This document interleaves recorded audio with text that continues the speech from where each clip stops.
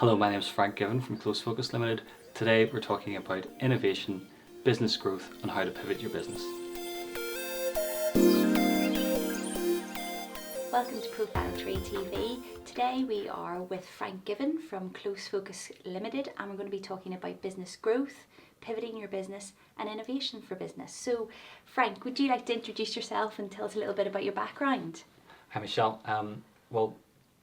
First of all, Close Focus Limited is a consultancy practice. We're based here in Northern Ireland, working predominantly across Northern Ireland but also into the south of Ireland and then across the UK as well. We started the company about 3.5 years ago now. After I'd been away for a few years, I've been working in the south of Ireland and before that in South Africa and a few other places as well.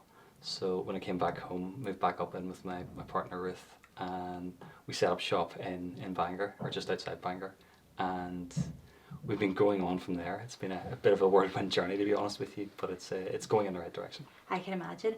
And so what does Close Focus Limited do? What are your key clients? What sort of services do you offer?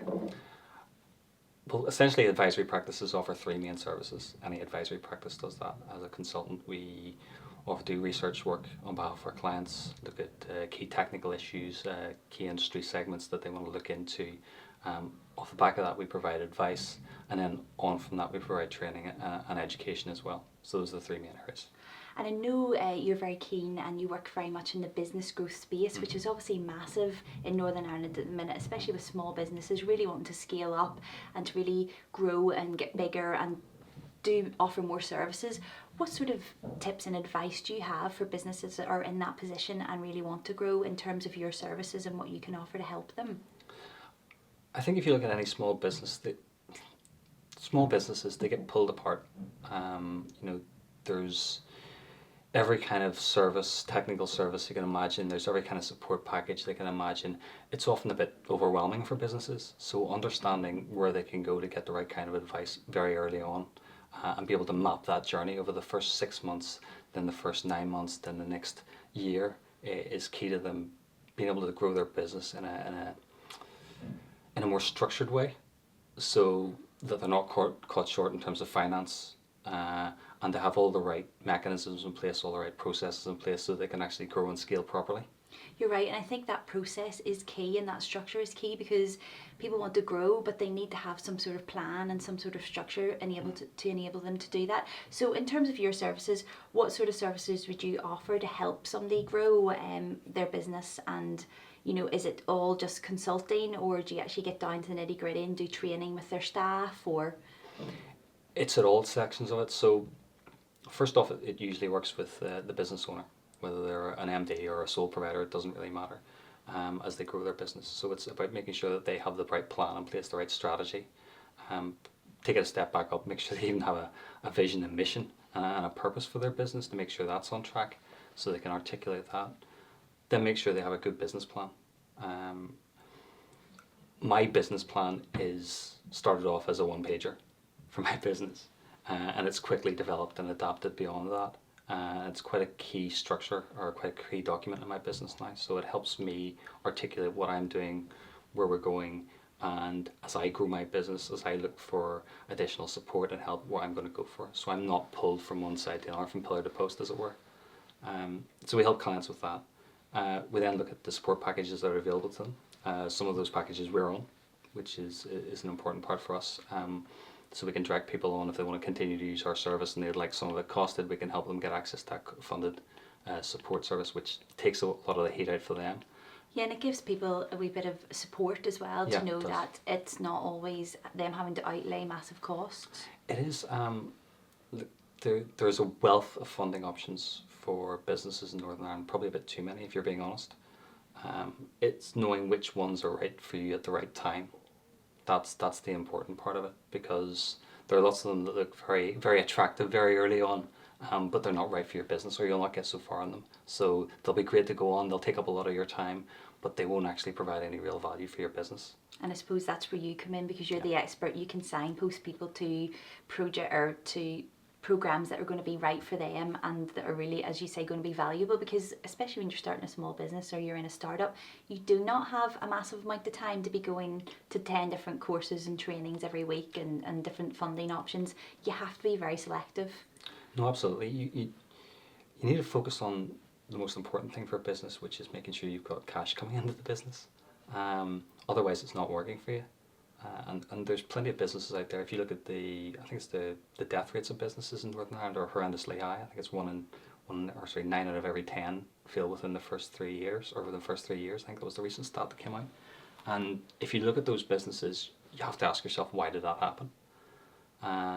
And sometimes it's market forces pull them in, but other times it's the fact that they grew too fast, they grew too slow, they didn't approach the right markets.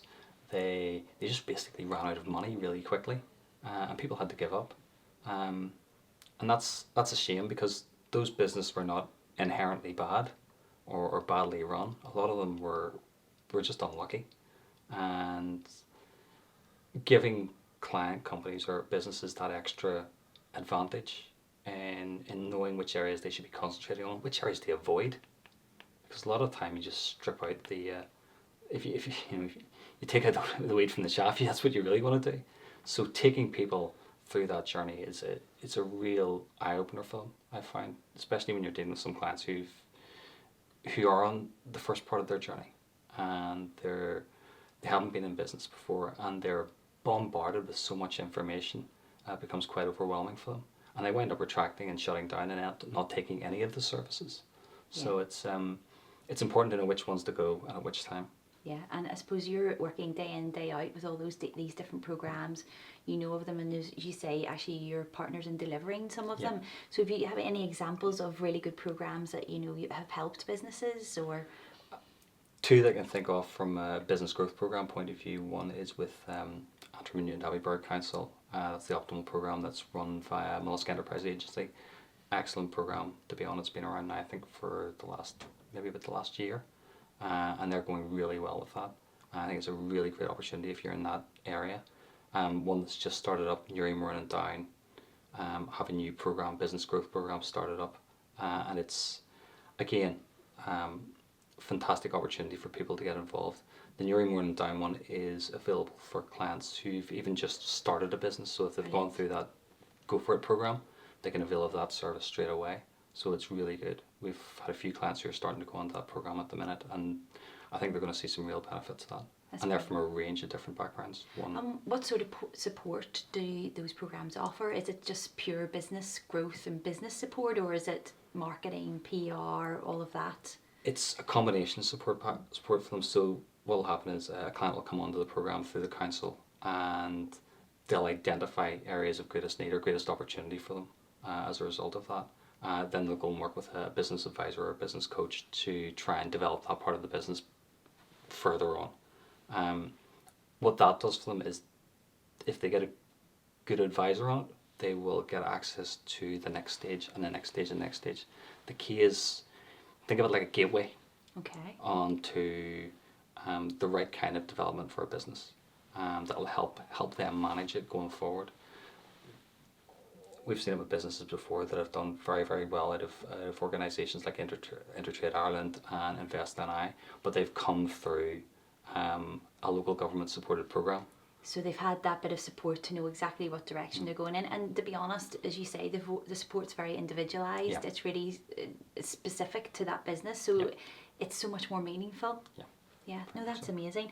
And you said you do training as well. So what sort of training would you provide? Would it be within businesses or for councils, or what sort of training would you be involved in? Normally either one-to-one or one-to-many training within businesses. For my many and varied sins, I'm an engineer by background, so I concentrate a lot on engineering and technical companies. And with those companies, we look at both technical training on specific areas. My background is in product compliance, so it's always a hot topic with people if they're bringing new products to market, how they're going to get it onto the market, making sure their compliance regime is up to speed. Some people think it's a bit of a boring end of it, but if it's going to stop you putting a product onto the market, you need to understand it. No, and it's probably actually one of the most important elements, although, as you say, maybe not the most exciting part. It's not maybe as exciting as branding and colour and all of that, but it, as you say, probably very an essential part. Essential part if you're going to have a safe product on the market. So we cover areas like that. The other side of it is on making sure the product is a right fit for the market. As we talked about before, I worked with a large multinational company before starting out my own, and despite all that innovation and technology drive, even those companies have had products which are too early to market, too late to market, their own kind of fit. And we want to help companies avoid that from an innovation perspective. I mean, we've lots of innovative products coming out of Northern Ireland, but making sure that they are hitting the market at the right time is one of the key parts of getting one of the key reasons you get assistance in Northern Ireland. Yeah, and you talked about it. You're talking about innovation there, and innovation is definitely a buzzword at the minute. I mean, we're in the innovation factory in Belfast, and I think you go on to trainings and you go to courses, and it is about innovation and being innovative in your business. Do you think innovation can happen in any business, or does it have to be a product-based business? Goodness no, it can happen anywhere. I worked with a sales company, sales arm of a technology company, going back about 10 years ago now. And their innovation was on the sales and marketing process, how they integrated sales and marketing as a function within their business, how they connected the marketing manager with the sales territory manager to ensure that they were targeting the right people at the right time, with the right products and services. And they would come in with ideas around how they could support them with products, but also how they could support them with training and development for their staff, so they'd understand how the products fitted within their overall process. So it's not just about a physical product and innovation. Their method for that was streaks ahead of anything else I'd seen before. It's amazing, isn't it? So, but it was all down to how they could find out what the need of the customer was, how they could ascertain what their attitude towards the offer was, whether it was a product or service, and how they could link that back to what they were doing quickly and effectively, so they could hit at the right time. And as you say, it changed the whole way of thinking, the process within the business, how they were probably even liaising and touching base with clients. Yeah, the silos started to fall down quite rapidly. When the process was successful, sales managers would look at it and go, actually, this is going to actually help me generate more business for the company across different sectors. It was going to help them grow their territory, grow their spend, grow their market share. And that was a really great opportunity to work with that company and see how that kind of process worked. They were innovative across all their functions, not just as a products company, but also as a training organization, and how they did what they did. They really lived that whole mantra of being innovative as a business, and they believed very strongly that was their key to growth. And as you say, it was massively successful, and it very was much their key to growth. Yeah, I mean, even throughout the lean period in the 2009 crisis, they had the dip like everybody else, but they shot right back up. They were at the time, I think, number 2 in the world for their products. They're now number 1 by a long way, but they had a really strong plan for growth. Yeah, and that's really, really important. And do you think, every business should be looking at innovation and thinking about, how they can innovate and make processes better, products better? What's your view on that? I think if you look at product-based or innovation, it's making sure that you have the right kind of product to fit the right market need at the right time. If you're looking at internal process innovation, whether it's around sales, marketing, whether it's how you even do your administration, you're thinking about how that can help reduce your cost. Yes, very important, but also how it can help you be just that little bit better than the competition. Because still the attitude towards running a little bit faster than your competition is a really great way to look at it. If you're out there competing with, if you look at your competition, if you're out there competing with them day in, day out, you're going to know what they're offering. But if you're not looking at your competition, you're going to lose sight of them very, very quickly. And for me, I think if you don't innovate your own products and services, then you'll just fall behind. Yeah, because as you say, there's a lot of companies that have built that reputation and have that tradition of offering a good service, but that will go once somebody else is offering something more exciting or something more streamlined. Or if you think about it, I mean, every time an incumbent company is taken off their perch, as it were, it's because somebody's come along with something that's not even radically different, but it's just enough to put them off.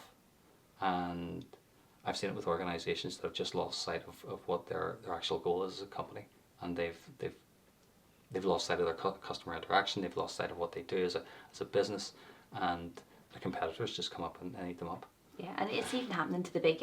We're not even talking about small businesses No, here. We're talking like the about Toys R Us, yeah. and Debenhams is struggling at the minute, and you just think it's happening to these big companies where you think they have business advisors and consultants, and you'd think they would have this all in place, but perhaps they're maybe just resting in their laurels and thinking we have a customer base and they're going to be loyal, and unfortunately that doesn't always happen. That translates down to the small business as well, because we're all fighting in the same space. And probably, if anything, we're fighting in a smaller space because we're fighting normally local in a localized market with localized clients. And the minute a new player comes into the market, everyone goes, "Yay, that's brilliant!" And then you go, "No, that's the competition." And the advisory service business is no different.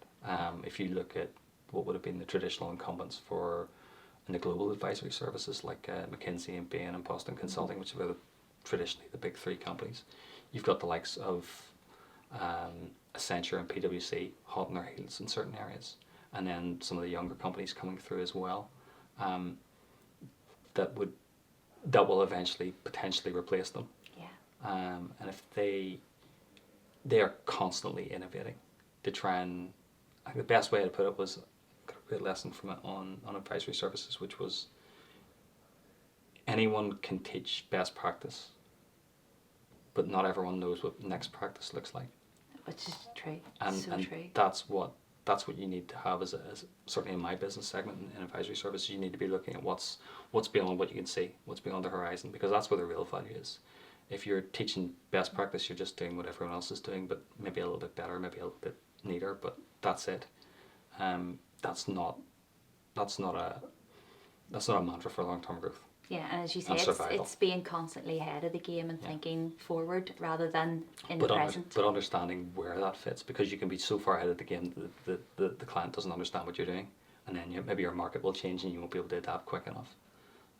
And I've seen that in certainly the areas that I've pitched into and where I've got it right and where I've got it wrong.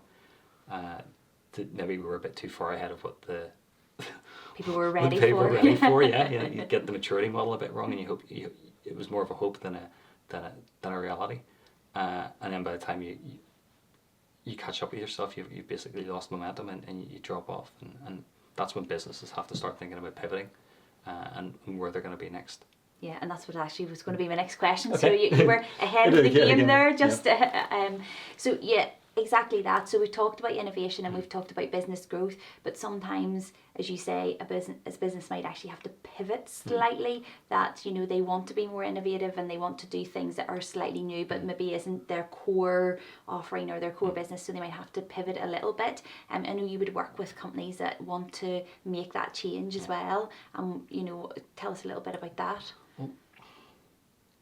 I'll give you my own example on it because it's probably as striking as any, which is when I started the consultancy business off, we were looking at innovation and technologies around climate change and climate adaptation, which is a big global effort. There's lots of funding for it, there's lots of investment for it, and when I came back home I thought this would be a prime area to look at in Northern Ireland.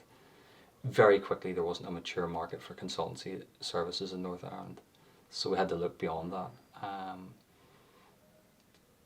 We started moving into into the mainland UK and also in the south of Ireland, and there was a better hunting ground for my business there. But with that came risk because there's additional cost in doing it. Of course, yeah. So there came a point whereby I was quite overstretched in terms of what I was doing, and we got to a stage whereby the business just wasn't getting enough revenue into it. So I had to make a very clear decision on where I wanted to take the business. And part of the way I did that was I looked at, could we find an element of the service that we could specialize in, and use that to bridge the gap into public sector procurement. And we did that very, very, well, I wouldn't say very quickly, but we did it over time. And that was the business pivot that we had, which was going into public sector, because I hadn't considered that to be an angle. I always thought it was sort of lower value. It was high volume, lower value. It wasn't going to work for the kind of business model we had.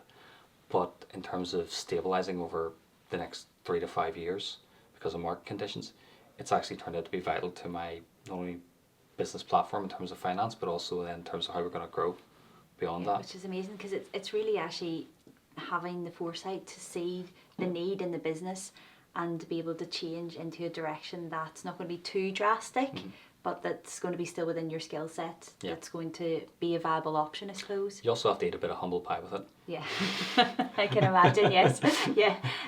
I was wrong. Those difficult words. Those difficult words are the ones we all come up with. And I think that can be, sometimes it can be difficult in a business, especially if you've got a lot of staff and you've built a reputation and you're, this is what we do, and people can get quite set in their ways, to the detriment of the business, I think, and the detriment of the business growth. I think if you find yourself in a declining market, it's absolutely essential. The trick is to do it before it's a declining market. If you've got a product which is towards the end of its life or towards the end of its cycle, or if you're in an industry which is about to be completely disrupted, which a lot of industries are because of the advancement in technology, then you need to be thinking about what's next and what moves. We see it now with the onset of digitization in accountancy, for example. Over the next 10 years, that's going to radically change in terms of what accountants do and how they act. And we see more and more accountants, for example, moving into the advisory space, which is, believe it or not, a direct competitor to what I'm doing. But if you look at that, you've already seen that happening, because we've already seen it with the likes of PwC, KPMG, Ernst & Young. They put lots of effort into moving their advisory bodies. Yeah. And put a lot of effort into that's their growth. So if you're a small advisory company, or if you're a small accountancy practice now, and you're not thinking about what extra value you can add to your clients, that doesn't involve doing tax returns, then you're going to find that's quickly going to dry up for you. Yeah, and you're right, it's that value add. That's, we constantly hear that term being thrown around as well, as your unique selling point and you standing out, and what's your value add. It's so important that, as you say, you're offering that, just that little bit extra to your customers. Yeah, but that again, that's a pivot in your business. You're going away from what you would traditionally have as a stable business to trying to find a new stable business by going outside your comfort zone a little bit and doing something else. And it may be that it's just a slight pivot. You're still using your same skills and experience to add value somewhere else, and getting more revenue from it, but recognizing that that other bit will fall away. But then you'll get known for the new thing. Yeah. It's quite a brave move too, isn't it? It is. If you're in traditional businesses or traditional professions, it's very brave, because you spend so long building up expertise and reputation in one particular field. To have that almost fall away, it's like the job that isn't there anymore. Yeah. You train for a job for 10 years, and all of a sudden something else is taken over it. Computers don't take my job or something. But as you say, it's brave but essential. Absolutely. But we've seen it in the past, and we'll see it again. Technology's ever present, it's ever advancing.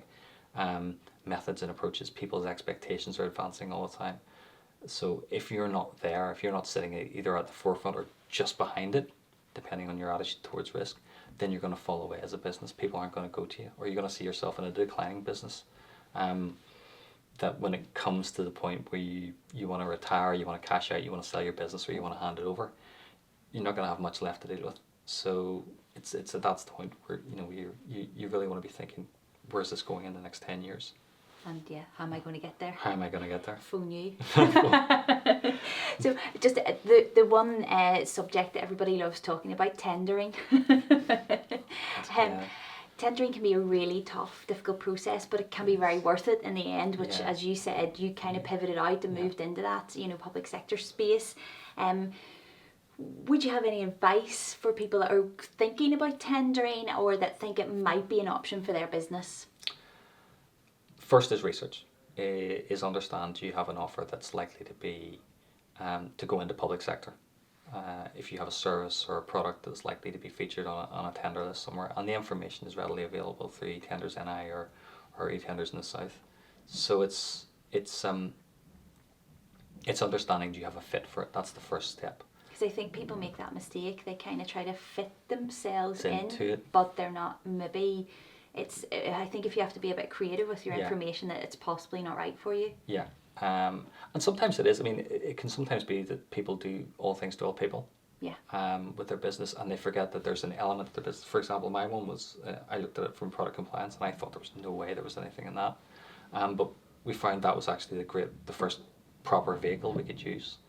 Advisory services around product compliance. There was actually a niche need for that, and it came off a different way, but it helped get ourselves a foot in the door Yes. to working with a public sector body, which then gives us the confidence and indeed the competence to work with a public sector body, and then allowed us to then build case studies around which we're going to need for future tendering work or for future bids. And that then led on to looking for opportunities on a more regular basis, which then give us the opportunity to then tender. And the last one we did, we were quite successful, and so we're chuffed with that, to be honest with you. But the one before that, we weren't successful in. Yeah. You have to go through a learning process of what people want to hear, how people want to read a document, what to write down, what not to write down, how to construct a bid team, how to even construct how to even know when not to tender. And that's really important, isn't it? You could be very excited by a project, thinking, it's something that we would love to do, but you're just maybe not ready for it. And it's having that know-how to say, we're not ready for it, or it takes a long time. The bid no bid process was something I sort of worked with, and I remember the first tender we went in for as a collaborative bid, and I guess I was pushed in by the opportunity. I really wanted to win it, and when the bid offer came up, it was sub-threshold tender. So in Northern Ireland there's a public sector threshold of about 30,000 Yes. for a project. So anything below that is called sub-threshold, and that comes under different rules and regulations than what happens above it. But it was a sub-threshold tender, and we bid for the work as a collaborative team, myself and a number of other bid partners, and putting that together was very strenuous. It was a lot of opportunity time. Yeah, especially when you're working. I think collaborations are good and essential, especially for small businesses, but when you're trying to pull in different elements, it can be quite tricky. It can be quite tricky, especially in a short period of time. So you really do need to plan it and work out how that's going to fit, and obviously work out whether or not the money's going to be enough. Yeah. Because when I did the review of that tender, we didn't win the project. Part of me's a little bit glad I didn't win it, because I looked at it and I thought, well, actually, the amount of time and effort I put into this, the amount of my cut of the project probably wouldn't have covered it. But the learning experience from doing it pushed me in the position where the next tender that I did put in for, I did win. Yeah. So you'll learn a lot by doing it, but have a plan to do several of them. Don't get disheartened if you don't get one, because there's usually one winner and one loser, or many losers. Take advantage of the programs that are available. Intertrade Ireland do a program called Go To Tender. Yes, and actually we've done it, and it's absolutely brilliant. It really just gives you a really good insight into the process, and even just as you say, those thresholds, and sometimes when things don't go to tender with the public sector, it's quotes and how to get your name out there as well. Yeah, it's about how to engage with people on a different level, so that you understand what's coming through, what work's coming around the corner, and how to get yourself, how to be more competitive with it, because it is a pretty ruthless business out there, and you have to be very focused on what you can deliver, and obviously how you get that in front of the right people. Obviously, when it gets to that over threshold stage, it's a blind process. Nobody knows who you are. Yeah. They just look based on what you've written down. So all of that idea around it's not what you know and who you know goes out the window completely. It's about how well you can articulate your offer. and you have to look very carefully at what you're bidding for and whether or not you can manage it. So And for it, yeah, and it's back to, as well, as you say, articulating what you're going to do. I think people have to remember as well that possibly people that were reading the tender aren't experts in the field, so it's easy to assume that people know what you're talking about, but if you're not in that field and in that space, you may be reading that tender and all that jargon is just going to be awful for you, and as you say, it's probably not going to bode well for your tender score. Yeah, I think the first tender I ever wrote was like War and Peace or something like that. You know, it was horrific, and you learn very quickly to strip it down, to the essentials in terms of answering the questions, not over egging what you can do, and obviously not over committing to what you can do. And then again, it's back down to pricing, because obviously price is a key part of it, and understanding what that price model is and how you can win based on price versus your competition, particularly if your competition is a larger organisation, and how you can leverage the fact that you're smaller and more nimble and don't have the same cost base as they do. So I think if you understand your strengths as a business, going into a tender, you shouldn't have a fear of, you know, taking on larger competitors in the space. Yeah. As long as you can deliver on what you say.